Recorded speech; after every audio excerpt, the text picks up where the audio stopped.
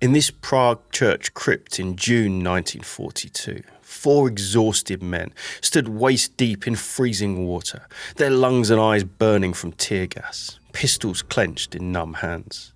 For 6 relentless hours, more than 700 SS troops had stormed the building above, ordered to take them dead or alive. Still, the men refused to surrender. But who were they? Why did the Nazis unleash such an overwhelming force against them? And what actually happened during that brutal fight? In this video, with the help of rare Gestapo and SS reports, first-hand testimony and modern technology, we'll turn the clock back to uncover the extraordinary final stand of the men who assassinated Reinhard Heydrich. By the end of May 1942, the city of Prague was under siege, not by an approaching army, but by its own occupiers. The reason? Days earlier, Reich Protector SS Obergruppenführer Reinhard Heydrich, the blue-eyed protege of the National Socialist movement, tipped as Hitler's successor, had been mortally wounded, ambushed by British-trained Czech agents as he drove into the city. From that moment on, a massive manhunt involving 20,000 troops had been unleashed to hunt down and eliminate those responsible. But it was far easier said than done. They were protected by the people of Prague, men, women and families who'd already endured years of terror under the Third Reich's brutal rule. Despite the sweeping clampdown, the public display of evidence from the attack, huge rewards offered for information and hundreds of arrests, the underground network shielding the assassins held firm. Families like the Novaks, here on Palmovka Street, they'd sheltered Jan Kubiš, one of the 2 assassins, immediately after the attack. Their daughter Jindřiška, just 14 years old, had even ventured back into the streets to recover the blood-stained bicycle that Kubiš had used to make his escape. And the Moravec family, whose apartment stood here on Biskupskova Street. They'd risked everything to help the operatives, sheltering Kubiš and his closest friend and fellow agent Josef Gabčík both before and after the attack. In fact, dozens of civilians were involved, moving the men between safe houses, hiding them from constant raids and helping them to vanish in a city under lockdown. Everyone understood the stakes. Capture meant torture and execution, as a German broadcast on the 28th of May made chillingly clear. Anyone who accommodates or provides assistance to persons involved will be shot dead, together with their family members.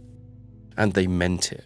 By the time Heydrich had died of his wounds on the 4th of June, hundreds of people had been arrested and executed in ever more desperate attempts to find those responsible. Feeling the noose tighten, local resistance member Jan Zelensky made a critical decision. All the agents would be moved to a single safe house. He approached the Dean of Prague Orthodox Church for help, proposing the crypt of St. Cyril and St. Methodius Church right here on Reslovska Street in the heart of the city. On May the 30th, Jan Kubiš was the first to arrive. He was soon joined by Josef Valčík, Adolf Opálka, Jaroslav Schwarz, Josef Bublik, Jan Hruby, and finally on the 1st of June, Josef Gabčík. This was to be their sanctuary. The church, which had stood on this corner since 1730, is largely unchanged to this day. Stoutly built, with thick walls and ornate windows, it's typical of the period. Let's explore it with those Gestapo records. The ground floor is split into several parts, with an L-shaped church warder's apartment running to north and east around the outside, accessed by a single entrance just here, off which is a small office. Leading from the north side of the apartment are 2 doorways, one into the main church nave and a second to the altar. As we see here, the majority of the ground floor, 42 feet wide by 90 feet long, is taken up by the nave, used by the church's congregation, with an ornate rood screen at one end, behind which in a small space stands the altar and the doorway into the attached apartment and office.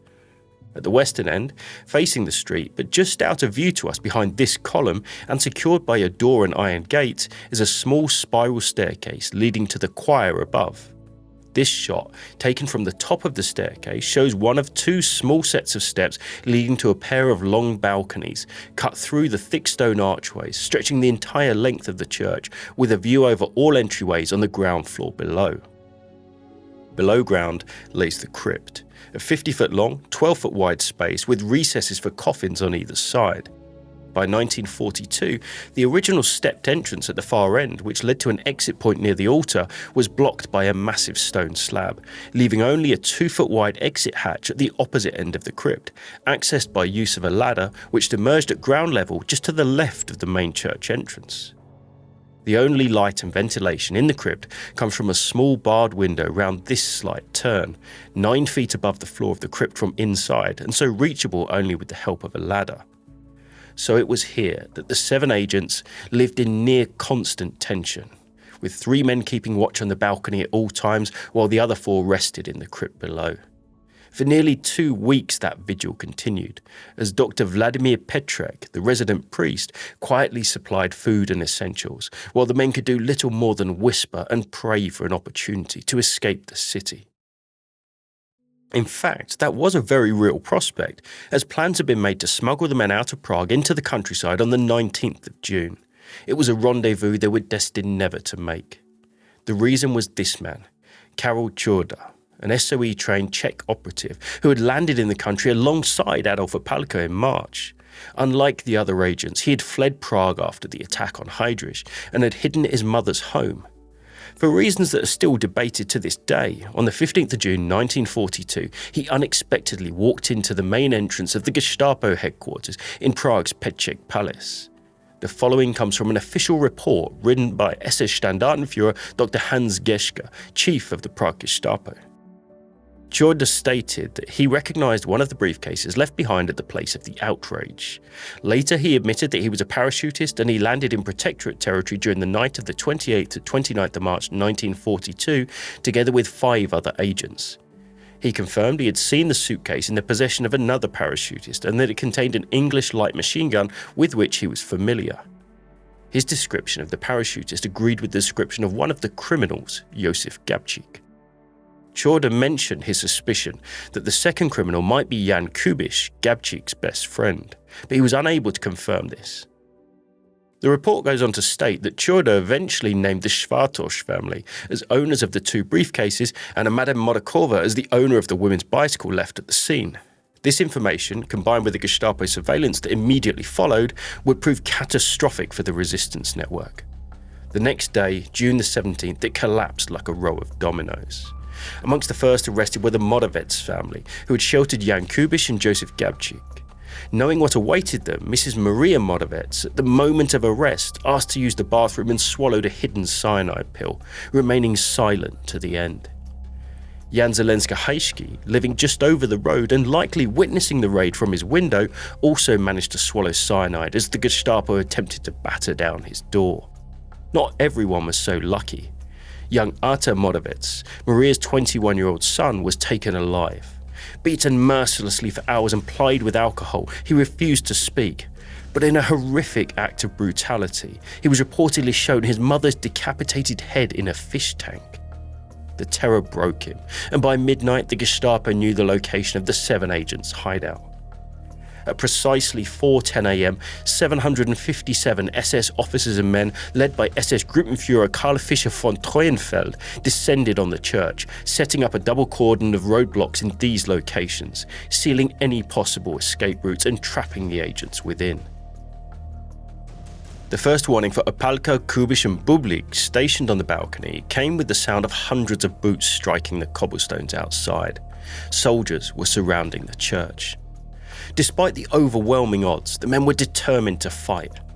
10 minutes later, when Superintendent Panvitz of the Gestapo and several others entered the warder's apartment from the rear and then into the church via this door, they were met with a salvo of pistol shots from this very position on the balcony above the altar, wounding Gestapo man Kurt Carlo and forcing the intruders to flee back out into the street.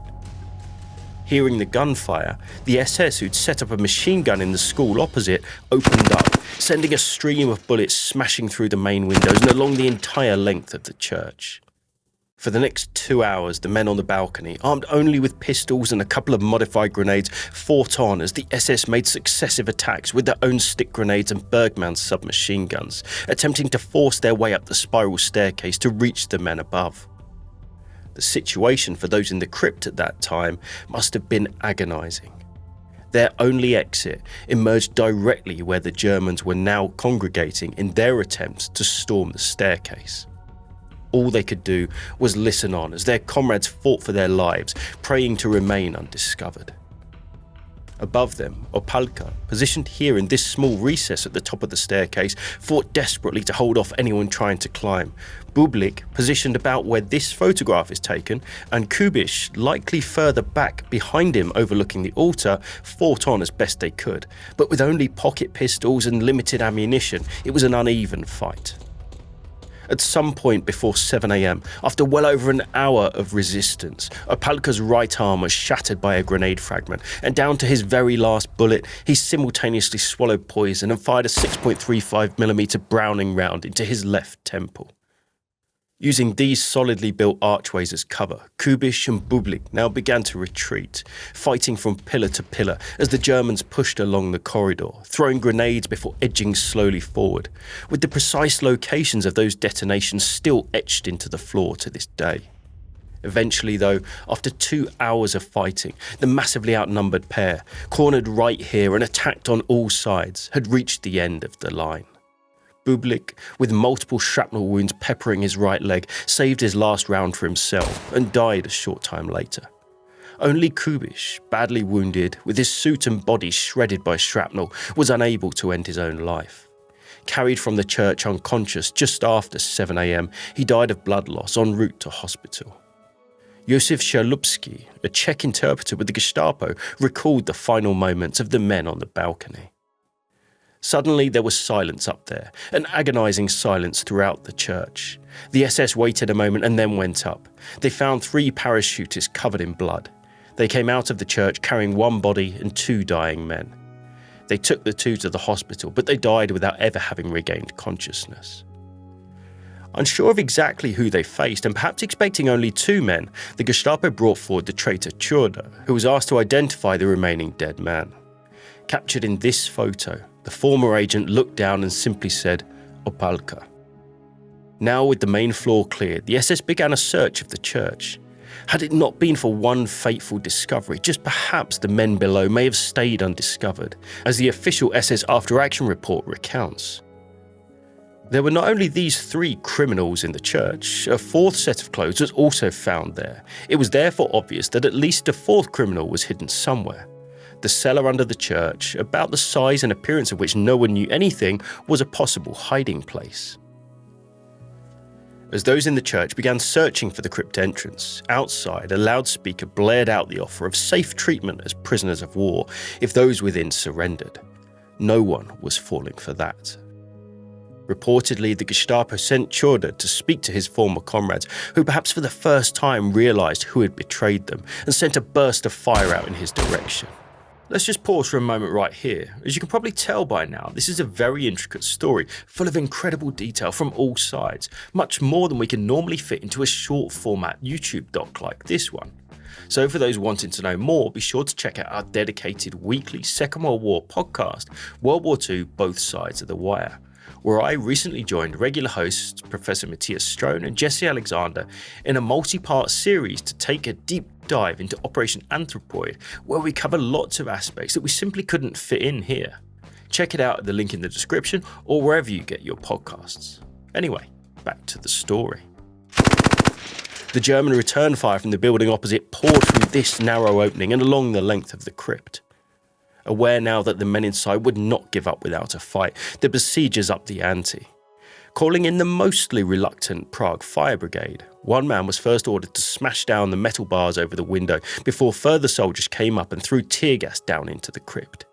But with the help of a ladder, one of those inside climbed to the window and threw all the canisters back out, along with at least 1 Molotov cocktail and a handful of pistol shots for good measure.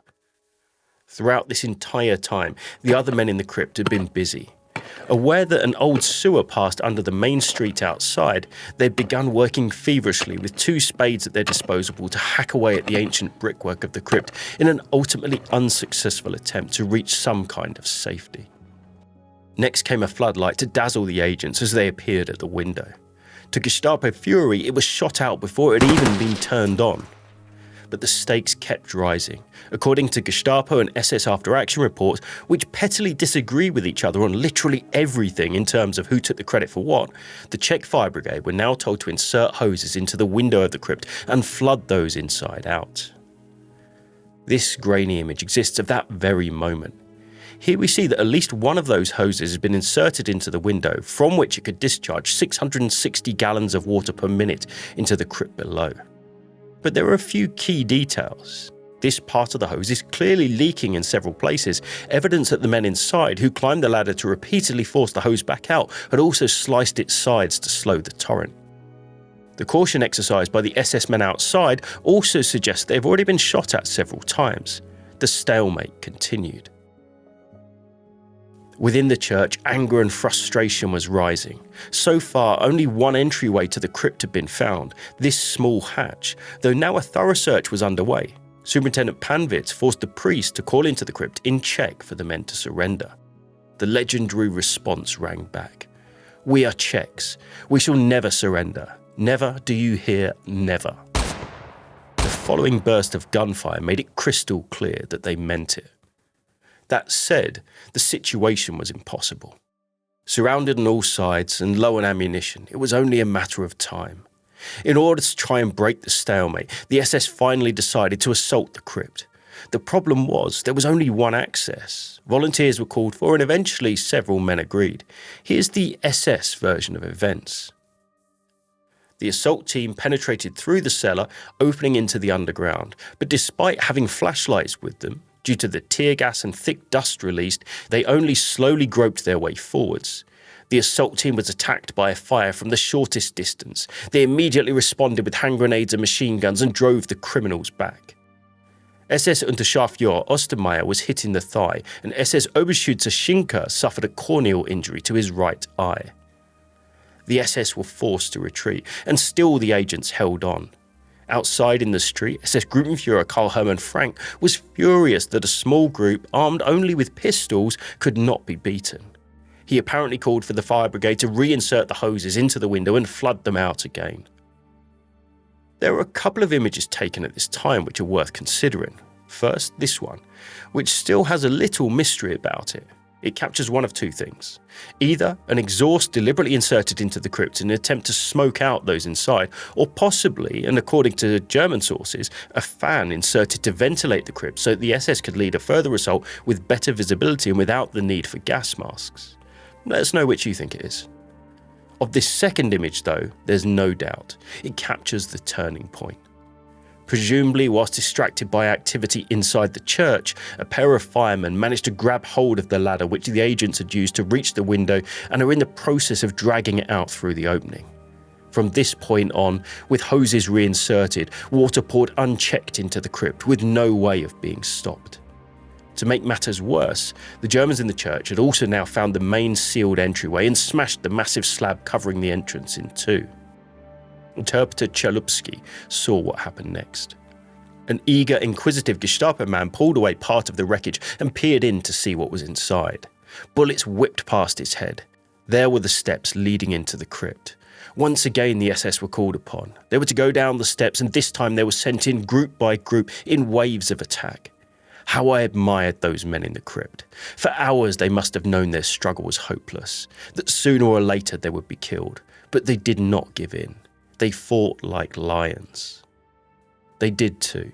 But with each passing minute, their ammunition dwindled and the water rose. And now with the SS preparing massive explosive charges to end the siege, the crack of 4 solitary shots rang out from below. The defiant last stand was over. In the hours and days that followed, the horrors continued. Entire families like the Novaks and the Moravets, and dozens of others who'd aided the agents, were either executed outright or deported to concentration camps, where most met the same grim fate. For the Germans, the siege was a success.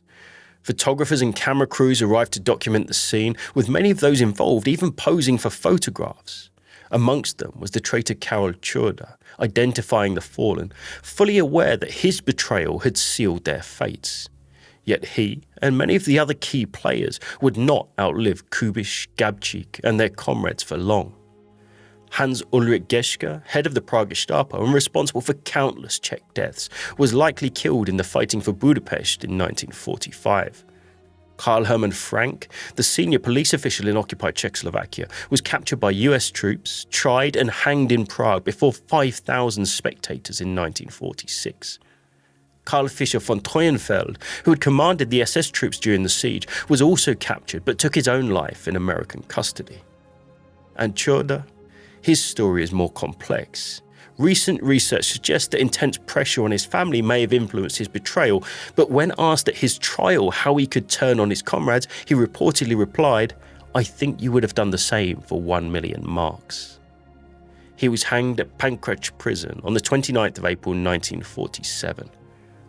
Today, the crypt where the final stand took place is preserved as a permanent memorial to courage in the face of impossible odds. Outside, above the window from which the agents fought, a plaque remembers each of them by name, and inside, bronze reliefs capture their faces, honouring the men who gave everything during those dark days of World War II. Tragically, the repercussions of Operation Anthropoid did not end there. Even as the 7 men hid in the church, a horrific atrocity was unfolding just a few miles away in the village of Lidice. But that's a story for another day. Thanks for watching. If you enjoy content like this, be sure to check out our dedicated podcast, World War II Both Sides of the Wire, where each week our hosts, Professor Matthias Strone and Jesse Alexander, explore famous episodes from the conflict from both the Allied and Axis perspectives. Finally, a huge thank you to all our members here on YouTube and on Patreon, whose support makes creating videos like this one possible. That's all this time. We'll see you again soon.